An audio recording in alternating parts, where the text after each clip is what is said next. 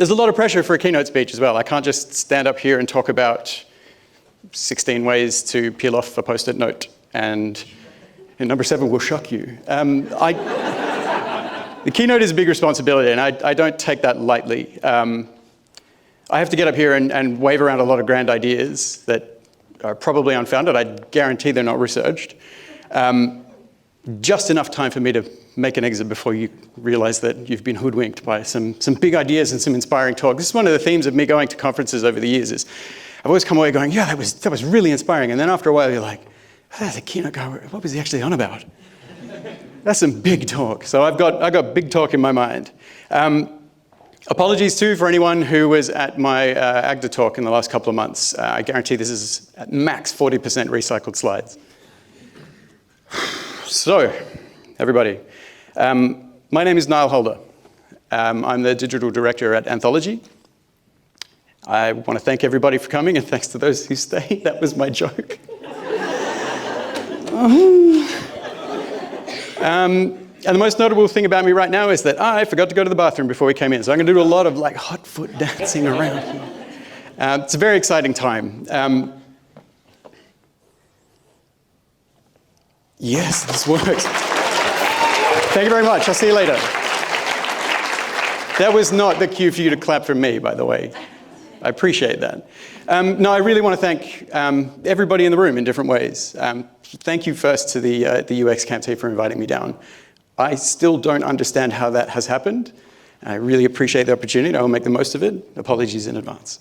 I want to thank everybody in the room for coming along. This is a not insignificant number of people, as 41 of you have just found out. It's kind of intimidating. I love it.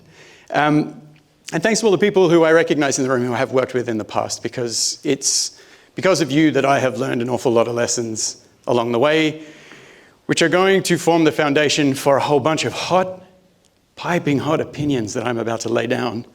Because the keynote is all about opinions, and I got a lot of them. So I will talk a little bit about myself briefly, because I'm the keynote. I've been working in the web since the 90s. That was last century. The web did exist then, and it was a very, very different place. Over the last 25 odd years, I've worked as a designer, as a developer, a writer, a manager. Look, I'll save myself a whole heap of time. These are all legitimate titles that I've had across my career. Some of them are really weird, like, I don't know where it is, you can spot it somewhere. I had a title, my first job was a web editor at an agency in the 90s called Method of Madness. And the web back then was batshit crazy. They were throwing an awful lot of money at things and nobody really knew what was going on.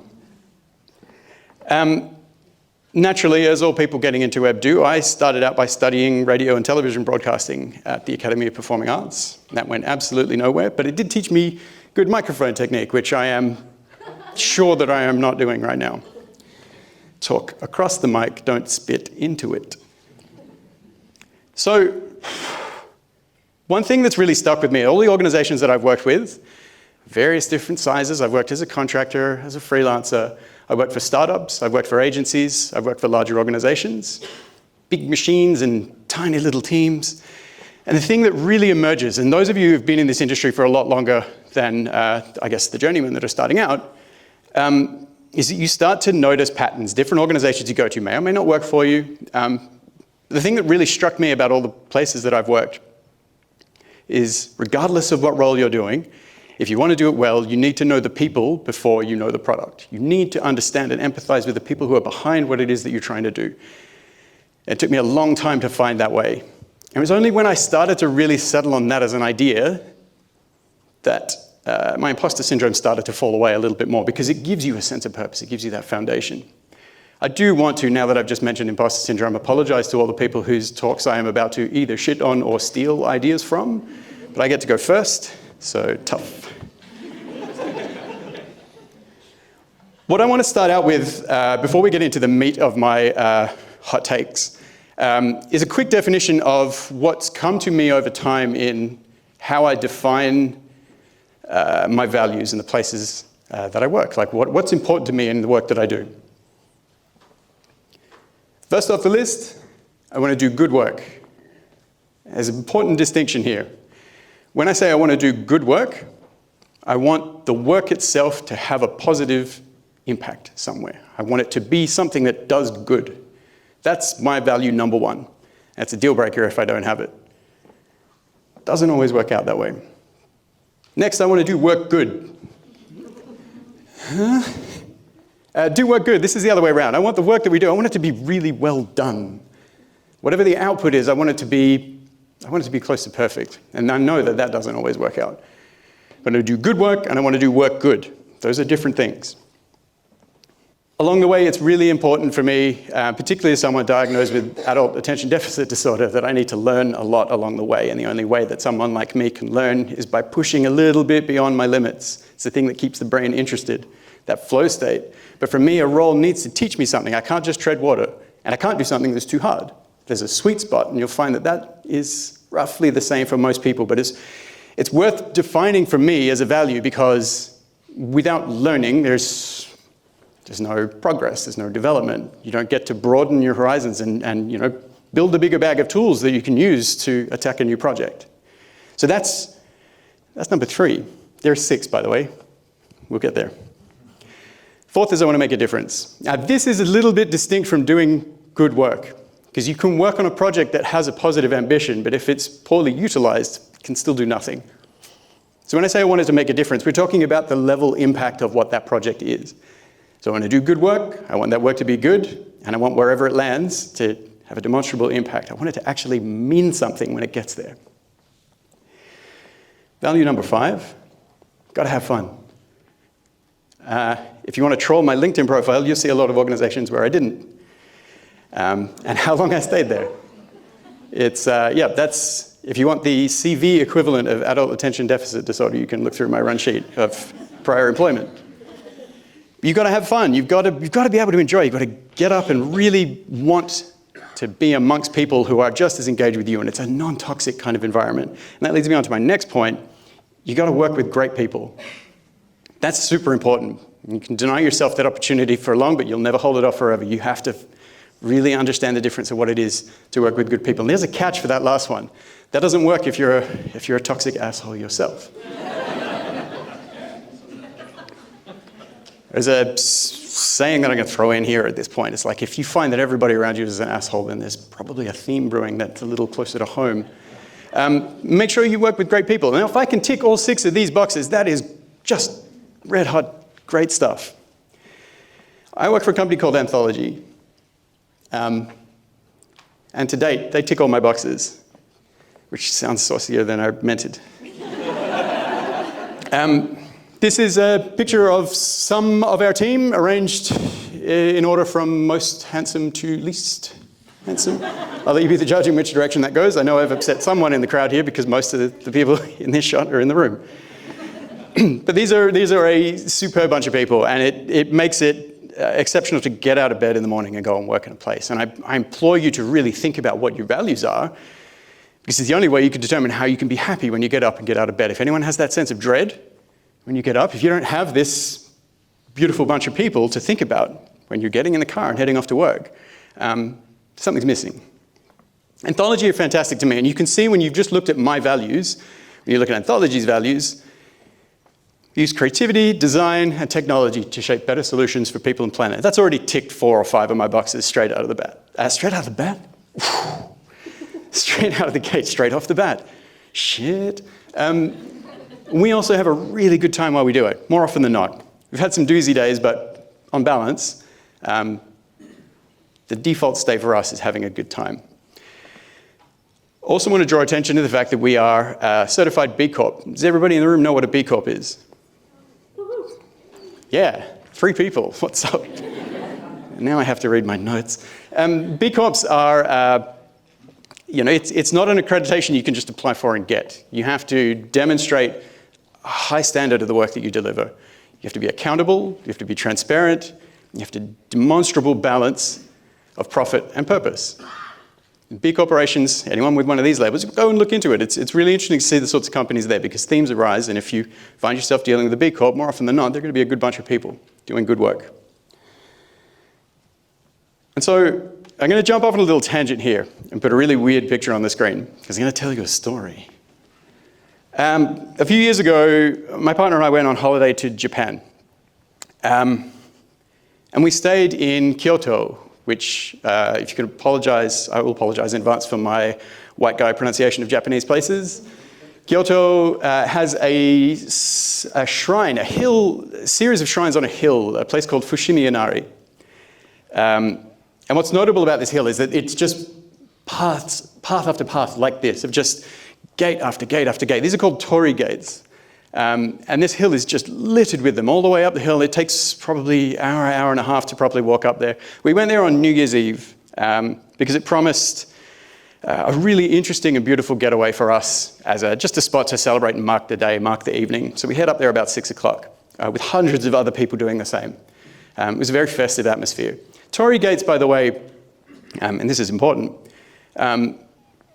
torii gates are built and put in place. They're symbolic as the gateway between reality and the spirit realm, sacred places. You cross a gate, you're transitioning into sacred ground. There are a lot of gates on this hill, so you're really crossing the threshold. We walked up this hill with the promise of a view like this. Out across Kyoto, at sunset, beautiful skyline, shrines at the top, and Japan just does shrines, chef's kiss. This whole scene was supposed to just be fantastic and picturesque. We were really looking forward to it. It's a great vibe going up the hill, walking through thousands of gates. Can anyone have a guess before I transition to the next slide as to what we were confronted with when we got there? Crowds of people going up.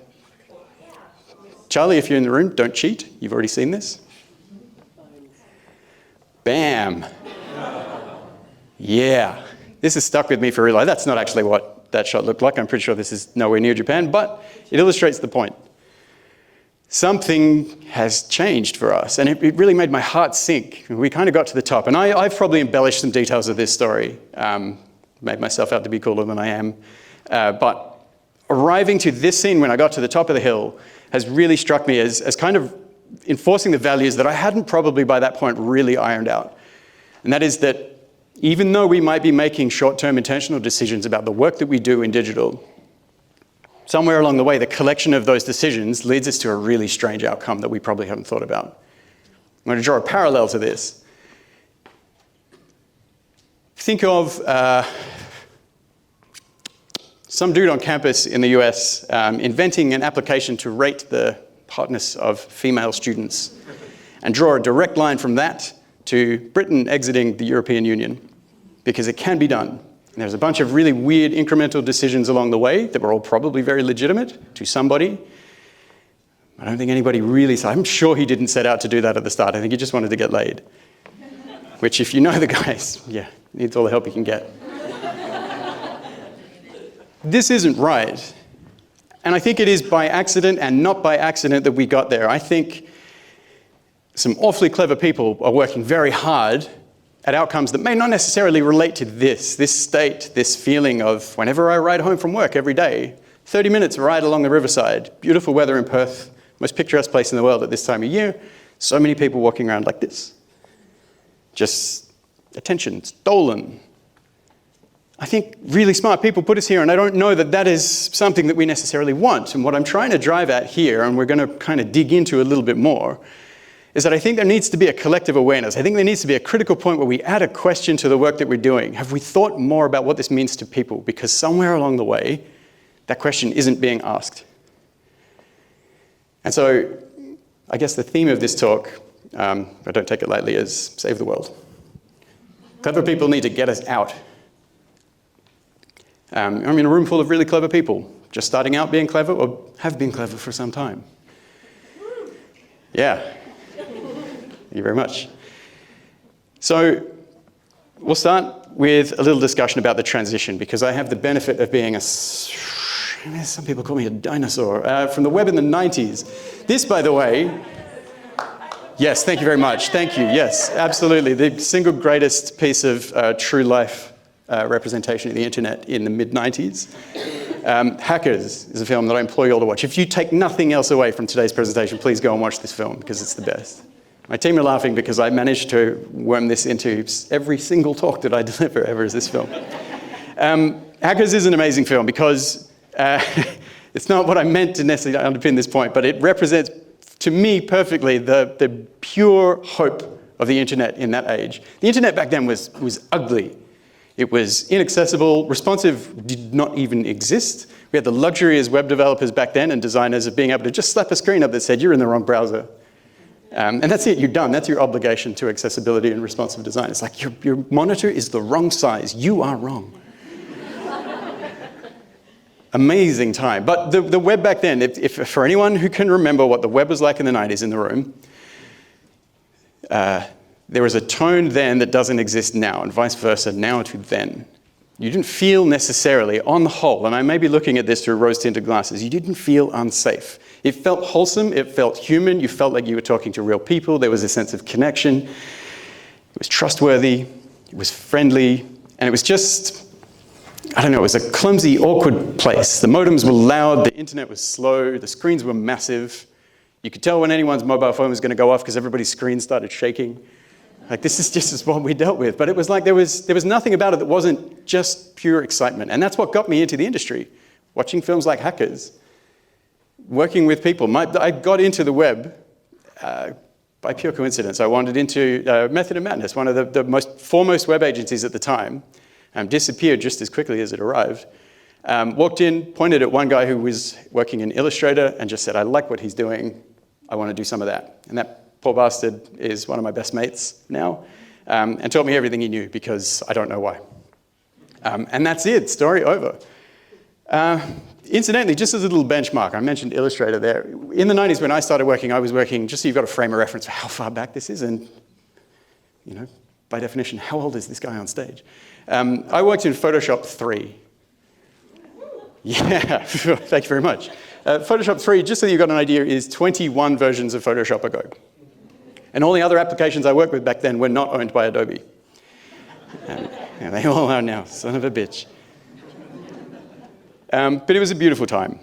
And the 90s, to me, just represents that stage of the internet where it wasn't, nothing was perfect, but it caught something. And now we look at the internet in 2022. I am picking the most inflammatory pictures for this part. Like, I have an agenda that I'm very excited to not have counter-arguments against. By the way, if anyone feels that you want to disagree with anything I'm going to say, particularly if I start talking about crypto or NFTs, the Keynote slot for 2023 applications are open. Nah, tough. 2022, the internet, by contrast, it's hostile, it's divisive, it's destructive, it's subversive, it's untrustworthy, and it's unsafe. Does anyone disagree with any of that? Does anyone want to venture a little bit more hope than I am? Because I am being a bit of a doom and gloomer. And that's not obviously everything. You can find pockets of the web that are just wonderful. But it's the exception to the rule, in my opinion. It's harder to find yourself a safer space and carve out that spot that really feels like it nurtures that wholesome spirit. Let's look at some interesting statistics that I've managed to pluck out of the ether in the last 48 hours, because I spent most of the 6 months leading up to this keynote trying to guess where Cornell's accent was from, rather than working on my presentation. So the E-Safety Commissioner has posted a bunch of interesting statistics. Let's just pluck one out of the air. Teenagers who spend more than 3 hours a day on devices or social media are 35% more likely to be at risk of suicide. That's pretty gross. It's not necessarily the screen time, it says in this piece of research, that is the cause of the problem, although that is related.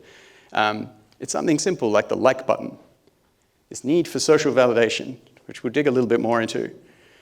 But we are not built for the advantages that we are taking from people in how we prepare our products and our user interfaces. I want to just throw up a quick slide that I was 50-50 about actually putting up, but I've screen grabbed a service that I found online, and I still find this impenetrable right now. But this, to me, sums up what the web in 2022 looks like versus the web that I saw in 1995. Introducing the world's first real-time stack to capture, measure, and optimize attention time. How long users spend actually looking at your content. Compared to viewability, attention time is 7.5 times stronger at driving awareness and 5.9 times stronger at driving recall. Fueled from eye gaze data from our proprietary opt-in web browser, this product helps you drive attention time through 5 market-leading products. God, that sounds awful. I feel sick. It's just disgusting. Anyone disagree with me? Come on, let's fight. What happened? What is going on? This is weird. Every YouTube thumbnail now is the same surprised look, YouTube host and massive all caps impact font formulaic headline. Everything is X ways to do Y thing that you can do better than every other person you know, because hyperbole seems to be the only way that we get things over the line now. The interesting thing about this is there are two ways to look at some of these headlines here. And again, I have plucked these for the sake of my argument.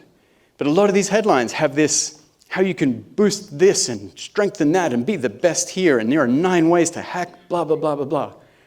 All of the things that you're trying to do when you search for these articles and you click on these things and go, you know what, I need this because I need to get an edge in boosting the data that I'm harvesting to justify the work that I'm doing. You're at the second rung in, because the top layer, you're having those formulas that you are looking to use on other people, use on you to make you read those articles. It's just a really weird, vicious cycle. So we've gravitated towards this weird kind of internet where it's less, in my opinion, it's less about the people that we thought of at the end of the journey and now about the commercial metrics that represent those people. And I think that's a disconnect that we need to unwind. But the reality is, this is, as an industry, what we're working with. Gone are the times where we would think, what can we do for a positive human outcome? Now we've established that this is here to stay, and let's build tools that make that life a little bit easier. We just accept that this is the problem, and now it's down to the individual user to manage their own responsibilities and not falling foul of poor product design, poor usability, poor user experience, how that unfolds, and the individual impact, as well as the collective impact on society and how we relate to each other. We can't put toothpaste back in the tube, and I think that's something that needs to be acknowledged, but it is worth thinking that we can collectively come together and acknowledge that there is something that we have to work with and tend it in a direction that is more beneficial to us than just blindly following the footsteps of what's come behind us. Because I don't think there's enough intent there for that to be a workable model. So we just have to accept that large portions of the internet are like this for the time being. It's a little bit shit. And let's talk about how shit. Infinite scroll. Good and bad, right? Innocent enough intent. Infinite scroll, give the user as much content as they want. All they have to do is just flick it. Let's make this as easy as possible for them. It's like, let's just give you more for as little effort as possible. Infinite scroll is to remove the cognitive burden of having to decide if I want to take one more step. That's so shit. Infinite scroll takes advantage of a concept called unit bias, fallibility in humans to want to finish a bound of something that they have started. Infinite scroll says, hey, there's a clear boundary on how much you're about to consume. The bottom end of that boundary happens to be a little bit kind of fuzzy. So the brain's like, I can just keep doing this until I reach the end. Infinite scroll is like, there is no end, buddy, let's go. 2 hours later, you're still looking at cat videos. Like buttons. We touched on this one already. Humans are not designed to need so much validation so quickly. We don't need the validation of complete strangers every 5 minutes. That is affecting us. That is subverting us. Why do we do it? We do it because there are good reasons for it in product land. But I'm asking us to really think about this critically before we just assume that this is the status quo. This is what we do. Recommendations. A partner shared an article with me recently that's really kind of stuck with me, is that we are through the looking glass again after being through the looking glass before, and we are no longer in the age of social media, or we're transitioning into the age of recommendation media. Well, social media is kind of predicated on the idea that a lot of your content comes from the people that you associate with. That's how Instagram worked, it's how Facebook works, by and large, even though the formats are always changing and trying to keep up with whatever is the most popular at the moment. Recommendation media says, don't worry about your friends, we got this. We'll tell you who you are. Let's diagnose you with adult attention deficit disorder by feeding you headlines that you weren't expecting, but you're strangely engaging with. Recommendations feed themselves based off a concept known as assumed identities, and this is by itself worth looking into if you want to just terrify yourself and not sleep, like I didn't last night. Assumed personas, assumed identities is what companies do to kind of harvest data about what they think might be you and pull it together into an assumed persona of how it is that they think you're going to tick. What is it that's going to get the most likes out of you? Some other guy clicked on that cat video, and he also clicked on a horrendous video about something disgusting. So maybe we'll feed that video to you too. That sounds great. Notifications. I mean, this is a necessary evil, surely, but been taking part in an interesting experiment recently where, as much as I can, I don't do this as much as I should, I grayscale my mobile phone. Click the little button on the side 3 times after setting it up in the accessibility controls and make the whole screen go black and white, just to see what it does to your brain when you're no longer chasing the little red dots with numbers in them. It's a really interesting effect, and if you can stomach the feeling, you really start to appreciate more consciously what that product, what that service, what that collection of devices and that operating system is doing to you, that need to go and check, the pull of a bright, red, shiny object. Gamification, let's turn everything into a competition. Nobody cares about your score. Everybody only cares about their own score. Gamification is just, yeah, it's kind of the culmination of a whole bunch of interesting and different things. I know we've just kind of done a rock and roll tour, but I really needed to get these guys off my chest because I'm a ranty old man shaking my fist at the clouds.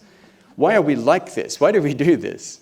There's a legitimate reason to use all of these things. What I'm arguing at the moment is not that we shouldn't use them, but that we should use them conscientiously. Think about a way that you can apply this to people in a format that is more understanding, more sympathetic, more forgiving to who they are at the end and what you're doing to them using this, and not just doing it because it's a great way to guarantee engagement. There's a little tweet from Asa Raskin on the web. One of my lessons from Infinite Scroll. Optimizing something for ease of use does not mean best for user or humanity. Does anyone know who Asa Raskin is? Asa Raskin invented Infinite Scroll. He describes it as one of the first products designed not just to simply help a user, but to deliberately keep them online for as long as possible. Usability research suggests Infinite Scroll can present an accessibility issue. The lack of stopping cues by itself has been described as a pathway to smartphone addiction and social media addiction, and yet it is everywhere. Are we having a conversation about the continued use of this? I don't think so. It pops up here and there. It's too easy to not have that chat. And I think that's what bugs me about this. Is, are we aware? Are we on the spot? Are we thinking? Are we still here? Are we having this conversation about the implications of the things that we use? I want to stop at this point and just establish that I'm not having a go at everybody in the room, because I count myself as part of this conversation.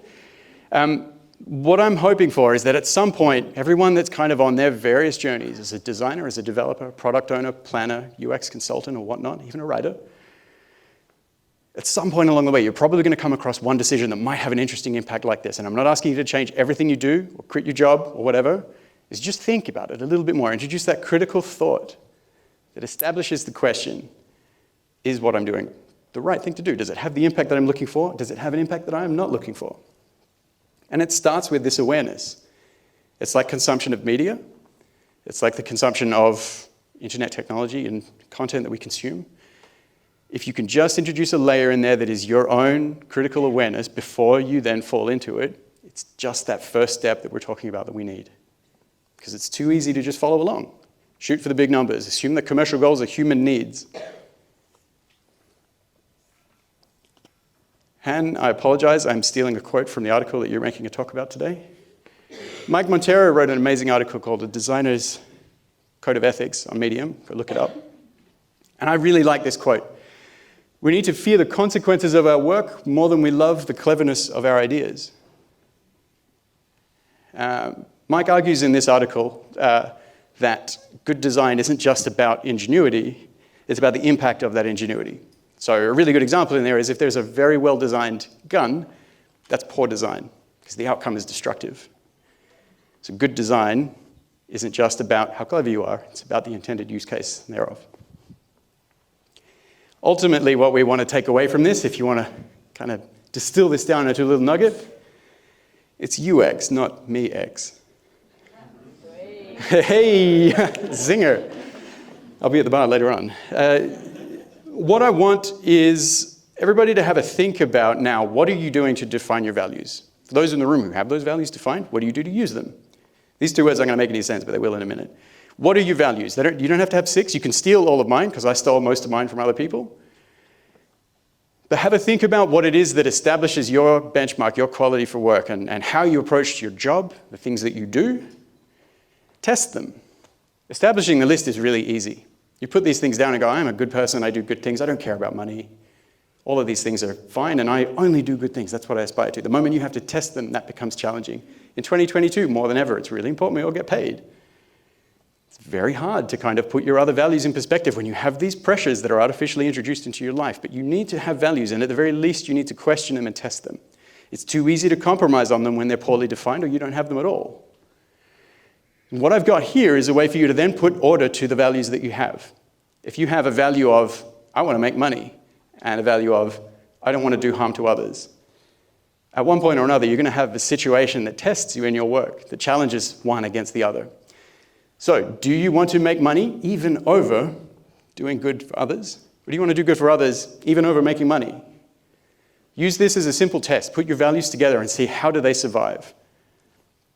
It's really important that you think about the why in what it is that you're doing, the work and the values that they're associated with. Because when you're aware of these values, as you push through your work and the work that you do in the industry that we work in over time, you start to represent an ideal. And the more that you apply that ideal, or alternatively, choose to switch it off and just not apply it, you are one way or another impacting the work that you do around you. The standard you walk past is the standard you accept. Cheesy quote number 3 for the day. I want to show a picture here because it's going to feel a little bit hopeless. Everyone's going to be like, how do you compete against such a lumbering beast as the internet in the information age? We are all involved. And I think that's a really exciting opportunity. But a lot of the time, it's going to feel like this guy. I really like this picture because I know it was kind of held up as a bit of a meme and kind of ridiculed, but I'm going to appropriate it and say that when everybody else was talking about how to move the boat, this guy just got out there and went, you know what? I'm going to do something pretty useless, but at least I'm doing something. But eventually they got the boat moving, and I'm going to say it was this guy that got it going, because that works for my talk, my keynote. But I really want us to kind of harness that energy, to say, like, it's no one person's job to go and change the world. It's no one person's job to change their job and say, you know what, I'm taking a horrendous stand here, and I'm going to just upend everything and do good.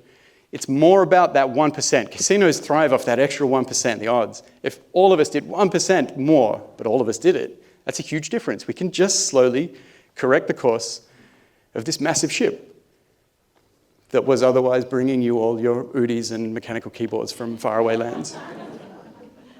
Be the digger. Let's just embrace that for a little bit. And let's be a little bit more serious about this. What does the world lose if you quit? Well, ask yourself a question. What are you for? What is the point of you in whatever role that you work in? I know that's some really heavy shit right now, but it's an interesting question. Do you feel like it aligns with your values? Because this is another way to test what you're doing. You have all these values and you test them. Can you hold it up and say, I live and breathe that in the work that I do? It's an aspiration for us. And that's kind of the point that I want to get across today, is that this is not about a roadmap to success. I have no idea how we get there. But I do notice that there is less of a conversation about some of these things than I would think is appropriate, given the signs that we're seeing early on about the situation that we find ourselves in. So what do we do about it? How do we find our way through this? I don't have all the answers, but I know that it starts with a little empathy. Making people, and I know I'm talking to a room full of UX people, but make people the center of what you do. Even when there are competing interests, represent them. Even if that argument fails, you took a stand, you made a start. Keep them in mind, even if it's not required. That's your default state, that's your starting block. Define your objectives as human outcomes. Even if that's not what you're employed to do, make it a part of your thought process. Know your values by heart. I banged on about this one enough today. But define your values, test them readily when you're working, change them if they're not working for you, or change what you're doing if it's not working for your values. That choice is up to you. How you express that, it's important for your identity. You find there's a really interesting situation that we found in hiring at Anthology in the last 6 to 12 months. Is we've had an unusual, now I say it's unusual, it's quite normal for us now, but most of the people who come to us who have worked for 15, 20 odd years, in amongst all of their ambitions, will have a desire to turn what they do for a living to good purposes and good causes. That realization seems like it comes to everybody at some point along in their career, one way or another. What I'm arguing is that maybe there's a potential for us to shortcut that, circumvent that time span and say, can we get there sooner? Can the juniors starting out in the industry start thinking about this earlier? Is this a part of the conversation? Let's make it a natural conversation topic. Test your values, own them, live them, and if they don't work, evaluate what you can do to change. Stay sharp and be critical. Be alert for what you're doing. Don't just toe the line. Don't just do what the industry expects. Don't get carried away because there's a lot of noise about a certain service or a certain approach or a certain way of doing things or a standard. If we're all doing skeuomorphism, I understand that we all want to get on the wagon. But just think independently of the things that you're doing. Think about how this applies to the people who are at the other end that end up using this en masse. Resist the temptation to just go by the numbers. And the most important slide, I think, for all of this ranting and fist shaking that I'm doing here, do what you can with what you have. It's all good. Whatever it takes for you to feel like you're just consciously acknowledging this. That's the little detail. It's perfectly okay. We don't all have to move mountains. We just got to believe in the idea that collectively incremental change is still possible. We can't get the genie back in the bottle, but we can at least kind of come to an understanding and an accord. The world's not going to change overnight, but with enough of those diggers, I reckon we got it. Now, my job was to fill an awful lot of time, so now I'm just going to stand here and say words for a little bit. No, I won't. Thank you very much, everyone. I appreciate your time.